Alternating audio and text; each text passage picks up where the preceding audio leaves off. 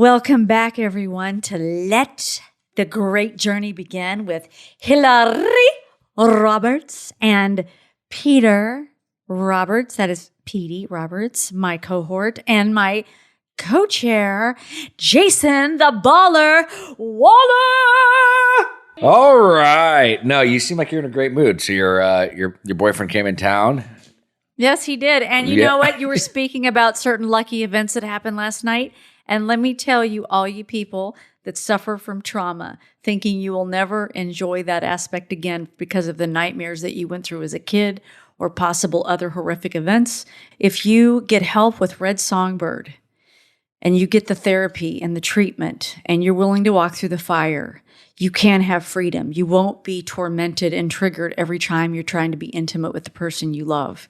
That is a guarantee because it happened for me. Let's talk about that real quick before we bring on our guest. Okay. You know, that's something I don't think we've ever we've talked, but not on the podcast. Okay. What was it like? I mean, going through that from the, are you open to talking about the Absolutely. The trauma real quick? Absolutely. What would be for those that have struggled with trauma, especially with sexual trauma? You were touching base on that. Obviously, it takes a lot of work. You have to go through the motions, but did you ever think that you were ever going to have intimacy again after what you went through? No. And the thing is, people asked how I could act out in the way I did, where sex became transactional. And what it was is that you learn when you're abused, you kind of leave your body. They talk about it like you just totally disassociate and you're just getting it over with. And you go through the motions. But then in the situation of being intimate with someone and you care for them, then it's terrifying because then triggers come from the things that have happened to you.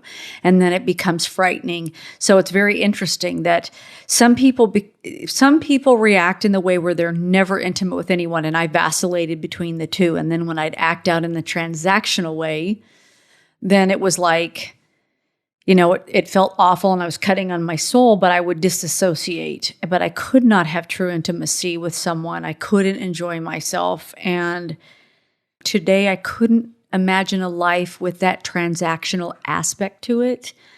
And also I want to say that once I finally started letting things get better, it was still hard for me because I dated narcissists that were not healthy for me in that arena either. But with my sweetheart now that's so safe and respectful and loving and kind, and with the work I've done, I was ready for him. But I can say I've never been triggered. And it's I think it's everything. I've experienced the worst around sexual trauma, but now I've experienced the best in that intimacy, not only emotionally and spiritually and mentally and psychologically, but sexually. And I think it's everything that it was supposed to be. And I feel like I'm a teenager and, it's just really, it's absolutely beautiful. It's absolutely beautiful.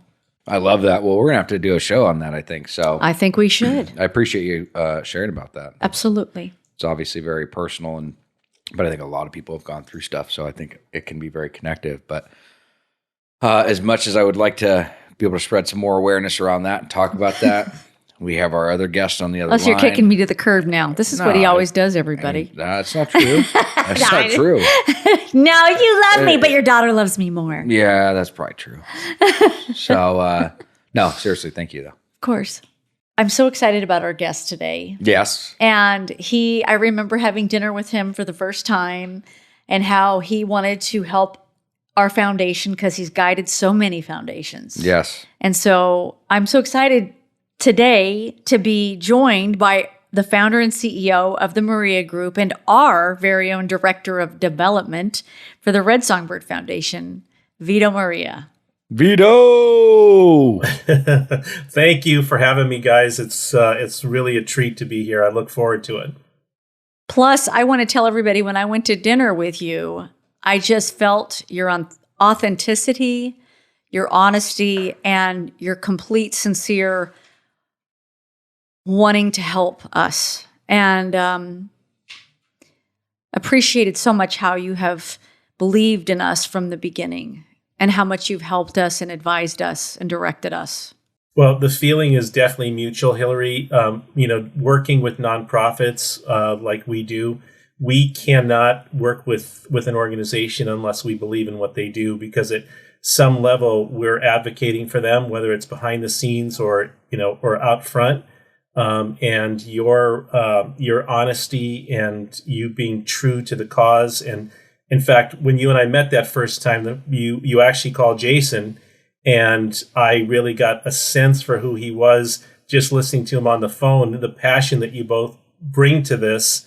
And the other component is your knowledge is unbelievable between the two of you. So it really has been an honor working with you guys. But we couldn't do what we do unless you guys were not who you are. And that's the synergy that you need to be successful. Thank you. And I do want to Appreciate that. clarify the reason I have my hand like this, as some people have seen on social media, I have a little blood clot and I'm stuck in California, which has been great for working at our new offices and hanging out with Jay and stuff and being here at the office. But we're just trying to dissolve this little blood clot in my hand. I'm supposed to keep it elevated a lot. So I'm just hanging it right here. Don't let her lie, guys. She likes to pretend like she's driving her car all the time. Oh, gosh. No, but Vito, seriously, yeah, that's true, Hilary. But Vito, you've been very instrumental in where the foundation has gone. So very grateful for you and stoked to have you here. So what I want to kind of find out about you, man, is I want to know what you wanted to be when you grew up. Center fielder for the New York Yankees. Oh, yeah. Come on. And my fallback was a lawyer, and I didn't do either. Wow. Okay, let's talk about it. I didn't know that. I did not know that. So why didn't you pursue the baseball career or the attorney career? Well, the baseball career kind of took care of itself.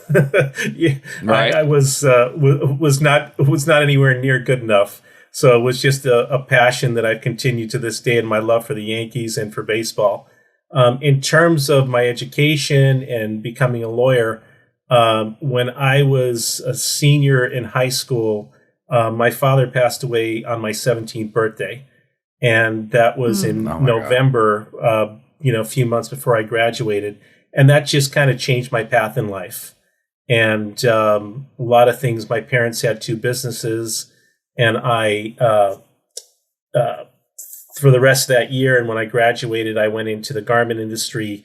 It was a manufacturing business that my father had, and I went in to help my mom kind of get it in shape because a lot of things happened. He passed away suddenly, so there was no planning here. So that kind of altered my course. And with about a year, within about a year, my mom sold the business. And I ended up staying in the business. And when I was 20 years old, I opened up a belt factory downtown. So my path completely changed. But, there's an old saying that man plans and God laughs. And I'm thankful that my plan changed because I met my wife in the garment industry. So we've started dating 31 years ago and been married 26. And we've got two incredible daughters, 25 and 21. So had my path not changed, I probably wouldn't be sitting here talking to you. And I certainly wouldn't have, my wife and family that I have now. And let me state, she is a lovely, lovely woman outside and inside. Agreed, Hilary. Thank you. No, that's congratulations, Vito. That's incredible. And I'm so sorry to hear about your dad at such a young age.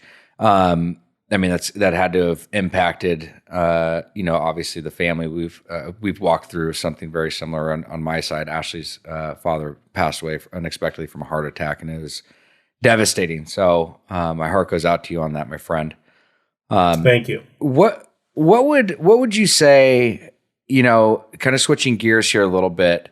What has motivated you? Somebody that does not personally struggle with addiction, right? I don't believe that you struggle with mental health. Please correct me if I'm wrong. But what motivated you or inspired you to want to get involved in this space of mental health and addiction? And what would you say is some of the most profound things that you've learned or taken away? Not just that piece, Vito, but also if you could add on to getting involved in philanthropy and the things you guys do to help foundations? Yeah, I kind of stumbled into working with nonprofits. It wasn't. It kind of happened by accident. I had a business that had some retail locations selling computer software, and we did some IT work, and had some consulting going on, and we had a client who was a nonprofit, and they had a development person that would come in from the Midwest, and he and I became friends, and I started doing some things for him for his clients out here, and found out that I really enjoyed it, and it was something that my experience really is in the business world, but bringing that experience to nonprofits was very valuable. So that's kind of what took me into that path, and then it's extremely rewarding working with nonprofits who do good work. In terms of Red Songbird and Red Songbird's mission, really what inspired me is you and Hilary, Jason. I mean, right away when I met Hilary and learned her story and your story and what you guys were willing to do to give back, that was something that I really wanted to get involved in. Obviously, my life has been touched by people that have had substance abuse problems. So I've seen firsthand what it can do to people. And to see two people like you that went through it, came out the other side, and now want to help people, it was, really easy to want to get involved with an organization like this. What would you say what was your perception, honestly, of addiction, mental health, prior to connecting with us and meeting, and getting embedded with that? I mean, That's a good question. As a person from the outside, I mean, did you have some stigma associated with it? Did you, did you see it as weak-willed individuals? And again, there's no right or wrong answer here, right? It's just more of creating conversation. Well, when I met you and Hilary, I did not feel that way. I have someone very close to me that I grew up with that has been, dealing with addiction for 30 years. And so I've kind of transformed my thought process. Many years ago, it was like, just stop, like, what's wrong with you? Right. Then as, I got involved, I literally chased dealers away. I mean, I did everything I could to try and help this person. And, to no avail. And as I went through, it was a learning experience. And I realized, wait a minute, it's an illness. It's not something that he chose. It's not something that he can easily correct. So by the time I started working with Red Songbird Foundation, I had absolutely no stigma to it. I didn't know a lot about the treatment side, which I've learned a lot about. In terms of mental health and trauma, I always looked at them as singular issues. And I've really learned that they go hand in hand. Sometimes someone goes through trauma and then they turn to alcohol or drugs. I look at it now and I see people in these issues, and I want to try and peel back the curtain and understand how they got there. What was the impetus that caused this? Sometimes it's trauma in life that creates the problem. Sometimes it's the substance abuse that then puts them in vulnerable places where they end up going through trauma. So I'm much more understanding about how these things, the comorbidities and how they interconnect. And it's not so simple, but, my sympathies have been there for people for a long time, because I understand it's not something you wake up in the morning and choose, and it's not easy to really fix. All right. No. We learned something new about somebody every time we're on here. I had no idea that you ended up having somebody that close to you that struggled with addiction. And it sounds it still does to this day. Wow. So can I go back on something real quick, Vito? Because it's super traumatic. So you have had trauma, because to lose your dad suddenly like that. Can you talk a little bit about what that was like for you, for your family, how you guys dealt with that at the time? It was tumultuous. It was shocking, whatever the adjectives were. I was really fortunate though, because I had an amazing dad. And by the time you're 17, you should have learned quite a bit. So I have things that have carried me for the rest of my life. So I was really fortunate from that standpoint. Obviously, I was not ready for it, but I think what kind of held me up, my strength was my mom was in a really difficult place, and my mom is someone. She's since she passed away 7 years ago, but my mom is someone that had tremendous strength and faith, and she just completely fell apart for a period of time. She kept our lives together and her life together. Then she would come home and just completely fall apart. So I think what kept me going was trying to be there for my mom. And, through that, you just learn that when these things happen to you, you're not special. They happen to people every day. What makes you special is how you deal with it. And, you have a choice. Wow. You curl up in a ball and live with it the rest of your life, or do you appreciate the fact that you had, an incredible role model, incredible father for 17 years, and go forward and try to honor that legacy. That is so amazing. I think about, and of course I'm not speaking about any other alcoholic out there, but we are so immature. We want to escape any of that pain, but what you just said is part of that maturity process. And as we stay sober, I'll put this, because you're a normie. You're a normal, you're not an alcoholic or a drug addict, but as we stay sober, and Jason knows this, as we go through different trials and tribulations, we learn in that it takes us a while. So it's so beautiful that you already had that from what was implemented from your wonderful family that raised you, and you already knew that. And for alcoholics and addicts, it just takes us a little bit longer to get to that maturity place. No, but it's perspective, like you're saying, right? I mean, it's your dealt the situation, and you do have two options with it. Again, it's by no means easy, but all great change proceeds through chaos, and it's very impressive to hear that, and just that. I mean, at 17 to be able to take that look, take that outlook on life. That'd be hard for whether you're 17, whether you're 25, 45. I mean, it's, when a parent goes, it's very challenging and difficult. Would you say that shaped and molded you for a lot of the stuff that you do now? I mean, how do you think that correlates with the life that you have today? It's absolutely shaped me from that moment on, because, for better or for worse, I felt that I had to step up in a lot of different ways. Before, normally you're mature enough, or you're ready for it. And it led me to some incredible successes and some incredible failures along the way. But, when you go through something like that, when I talk about successes and failures, I'm talking about more so, in business and in life, not the super important things. So it really gives you the backbone that you can overcome pretty much whatever's in front of you, unless it's health related or someone passes away. Everything else is not that big of a deal in the grand scheme of things. In the moment, they can be really, really difficult and really challenging.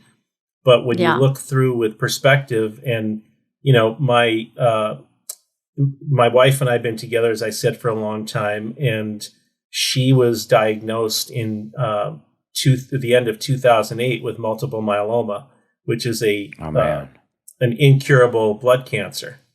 She's still here today. They've been treating her ever since. It's treatable but not curable. So my kids had to go through the same thing when they were very young. They were like 12 and 8 when this happened, and there were some crazy treatments and long hospitalizations, and we just focused on telling our kids that they had to take care of their lives, and mom will take care of hers. And we were able to keep it together. But the same thing that I learned when I was younger was what we preached to our kids. Like, you're not special that this happened. You're special as to how you come out of it, because everybody thinks that the grass is always greener. Everybody else's life is always wonderful. Everybody goes through something, and it's how you deal with it. So, that moment in time has shaped me to the person I am, for better or worse. There's a lot of people that have gone through this, right? I mean, for example, when this happened with my wife, I mean, there was nothing that I could really do just because I couldn't relate or understand or fathom what she had gone through. And just from a personal perspective, is there something that you could recommend, if there's a listener right now that maybe is going through something like this? Like you said, a lot of people do experience this. Is there any advice that you could give? I guess the best advice that you can give is, first of all, time heals. You will get through it. I'm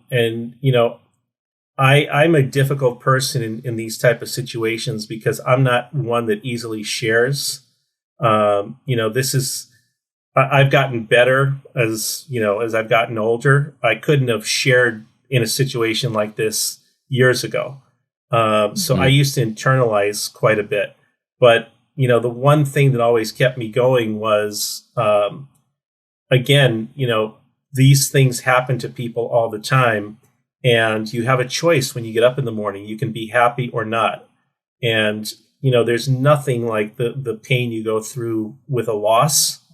Mm-hmm. But you have to go forward because the person that you have that pain for, they want you to go forward and live your life. So I think that you have to look that, better days are ahead, and you are going to get through this if you choose, or you can sit there and just cry about it for the rest of your life as it happens to people, or you can put it in a good place and think of the good that person brought you and understand that tomorrow is going to be a better day.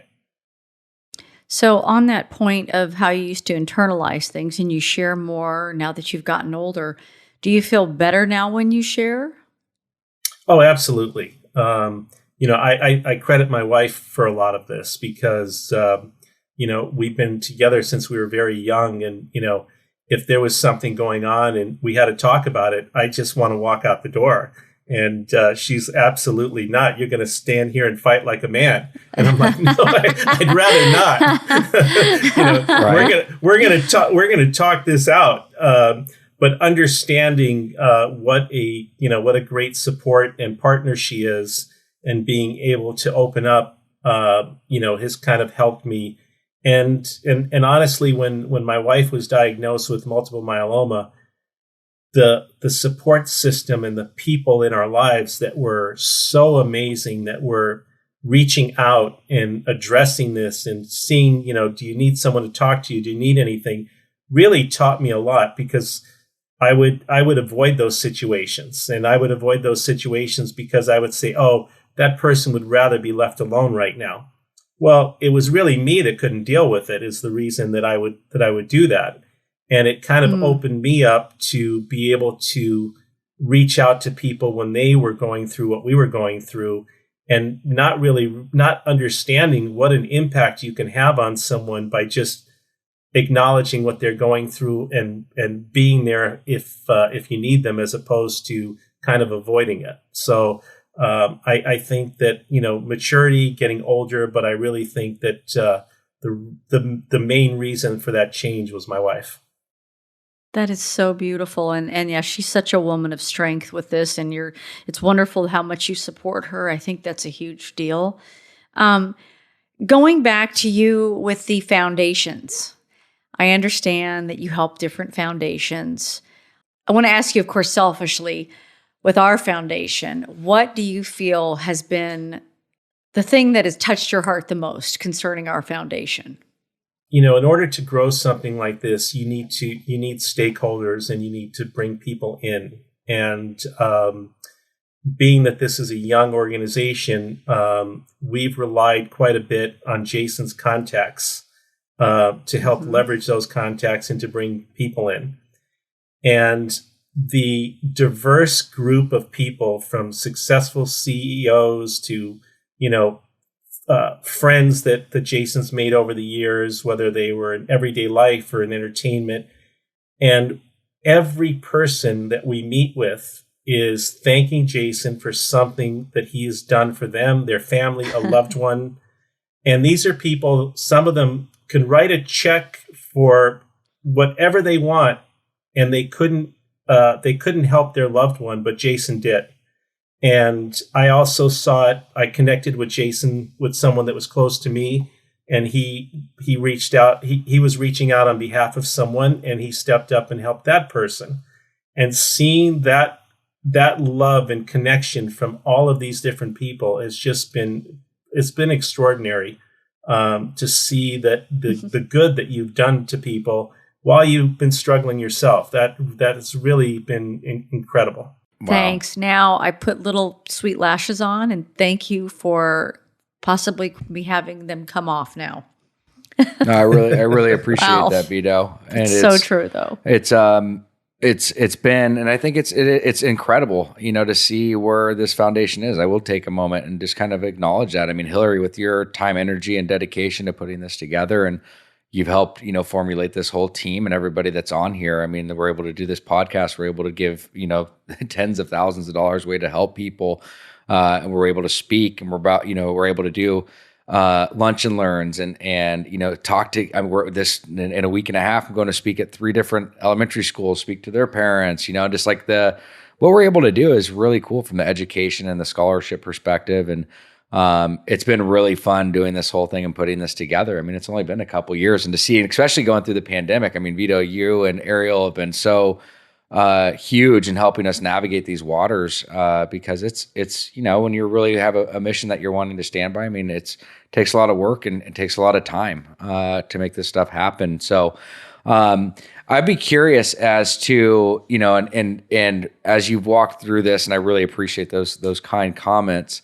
What would be some of the things that you've learned as a parent, right? And again, you don't struggle with addiction. Obviously, everybody knows somebody that struggles with addiction. What would be some of the things you would advise people or share that you've learned that can maybe open the eyes of people that are maybe a little bit more closed-minded to addiction? Well, one thing that I've learned is much like I've been on a healthcare journey with issues going on in my family, and there's a parallel there that in healthcare there was always this discussion about access. And to most people, myself included, access always meant money and insurance. And that's not really true. You need access to the right doctors or the right hospitals, and it all really depends on what issue you're going through. Well, in terms of, alcoholism, substance abuse, mental health, trauma, going out and getting help, you can be Bill Gates, and you can be able to write an unlimited check and not be able to help your loved one unless you get access to the right place. And that is, we all see commercials and hear about places that some of them are absolutely wonderful, but not. People have to find the right fit for their situation, and finding that right fit is not easy. And I think that's one extraordinary thing that Red Songbird is doing for people, and that's based on the two of you and your passion and your knowledge that can guide people there. But that is just an extraordinary situation that you have the means, and I've met people through Red Songbird that had means and could not help their loved one until you were able to show them the right path. And that is sad, but it's also something that more people need to understand. Because if you do understand that, you can get your loved one or yourself the right help much sooner, and maybe get to a good place before you go through this rabbit hole of treatment and people, good, bad, or indifferent. Very powerful. So let me ask you this. What is the thing that motivates you the most to do what you do? What is it that, we kind of touched on it, but obviously you could have stayed with manufacturing or you could have done the tech stuff, but what is it that puts you in this space and keeps you in this space? What is the thing that gives you your purpose? And, when you connect with organizations that have a powerful mission, that's a key component. But it's really the people that are involved in those organizations.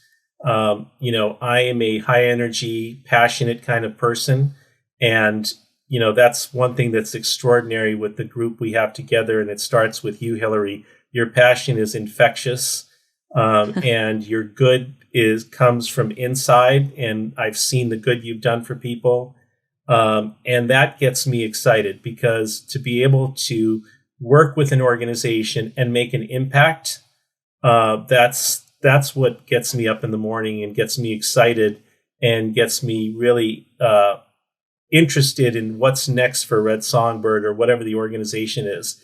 If the people involved don't have that passion, even if the mission is good, at least for me personally, it just is not going to work. You have to work with good people that are really committed, and they're committed for the right reasons. And, at this stage of my life and my career, to be able to combine, both the financial end and being able to make an impact, that's what really gets me excited and gets me up in the morning. Awesome. Dude, love it, Vito. So, unfortunately, we're running out of time, but so I want to ask you, if we were to leave here and provide an action for the day, and it can be of any sorts. I mean, it doesn't have to be, related to addiction, doesn't have to be related to mental health, it could be trauma, maybe some of the events that you had experienced as a younger child with your dad passing.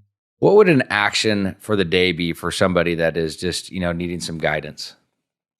I would say, if people are tuning into the Red Songbird podcast for the mission of Red Songbird, trauma, mental health, substance abuse, I would say take action and do something that is going to either help yourself or a loved one by taking that first step.